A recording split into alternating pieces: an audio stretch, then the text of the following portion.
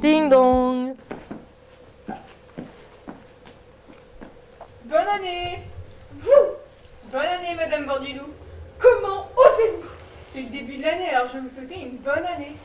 Dois-je vous rappeler, Madame Pickman, que nous sommes fâchés?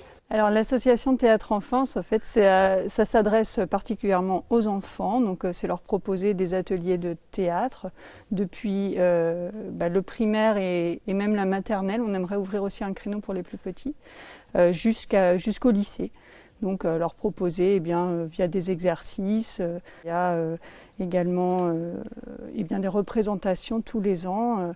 Leur proposer de découvrir ce que c'est que le théâtre et de jouer en fait sur une scène devant un public en fin d'année. En septembre, habituellement, on faisait des exercices d'entraînement et après, vers octobre, on commence à répéter pour la pièce de janvier. Et là, en l'occurrence, elle n'a pas eu lieu, donc on a continué les exercices d'entraînement.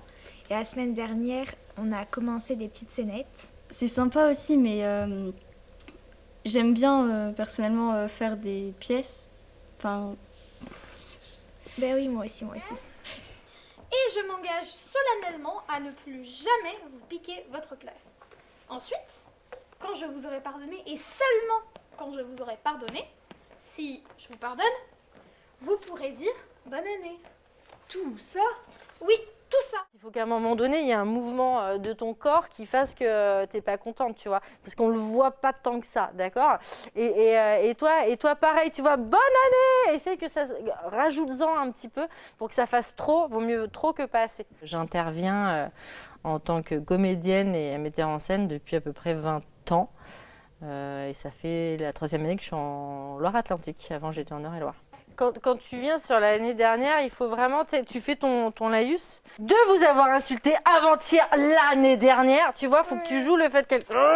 En plus, elle t'arrête, elle t'embête et en plus, elle t'arrête. Le premier confinement, au début, on n'a pas eu trop le choix, on savait pas trop ce qu'on allait faire et combien de temps, surtout, ça allait durer. Donc, on s'est dit, on continue. Pendant le confinement, on a eu ce projet de faire des petites vidéos sur les péripéties du confinement. Donc, par exemple, sur la nourriture. Moi, c'était sur la nourriture. Léna, c'était sur les vidéos Oui, visioconférence des professeurs. J'ai joué un professeur qui faisait des visios. Du coup, Romane les a montés et les a assemblés pour faire une grande vidéo. Ça n'a pas été évident parce que surtout au tout début, on ne savait pas du tout combien de temps ça allait durer. Donc on avait beaucoup de mal en fait à savoir s'il fallait maintenir déjà la représentation qui était prévue en fin d'année. Et puis au fur et à mesure, on a bien vu que ça n'allait pas être possible. Enfin, on apprenait tous les jours et on ne savait pas. En fait, on est très tributaire de ce que les autorités nous disent en termes d'ouverture de salles, en termes d'utilisation des équipements de la commune. Donc, ça n'a pas été évident. Après, on a essayé de faire au mieux en concertation avec les professeurs. Malheureusement, je suis un peu pessimiste. Je pense pas que le Covid, il va pas s'arrêter comme ça. Hein. Il va falloir qu'on vive avec. Après, ce qui est un peu compliqué et embêtant dans nos professions, c'est qu'on essaye, dans la mesure du possible, de faire très attention. On porte tous un masque, et contraignant pour faire du théâtre quand même. On se lave les mains 40 fois par jour. Les enfants, avant de rentrer, ils se lavent les mains. En sortant, ils se lavent les mains. On se touche pas, on se met à distance. Et malgré tout ça, on a quand même des restrictions à chaque fois encore plus dures. Et je trouve que c'est dommage parce qu'on pourrait quand même faire notre activité en respectant vraiment des choses et faire du théâtre un peu différemment. Forcément, ça demande d'être à distance, de ne pas faire des scènes où on se touche, de ne pas être les uns avec les autres et de faire des choses où la voix elle est plus projetée parce qu'on a un masque, donc c'est compliqué. Quand on fait les répétitions, on est en groupe.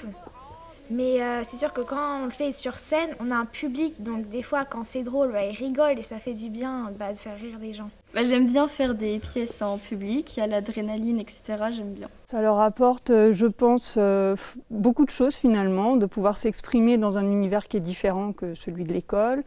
Ça leur permet aussi de constituer un groupe, souvent avec d'autres camarades qu'ils peuvent ne pas connaître. Ça leur permet, je pense aussi... parfois de vaincre leur timidité. Voilà, beaucoup de choses, je pense, c'est assez bénéfique. Moi, du moment que je vois les élèves et que je fais mon métier, j'ai envie de dire que c'est l'essentiel. Et maintenant, je ferme la porte. Et si vous n'ouvrez pas?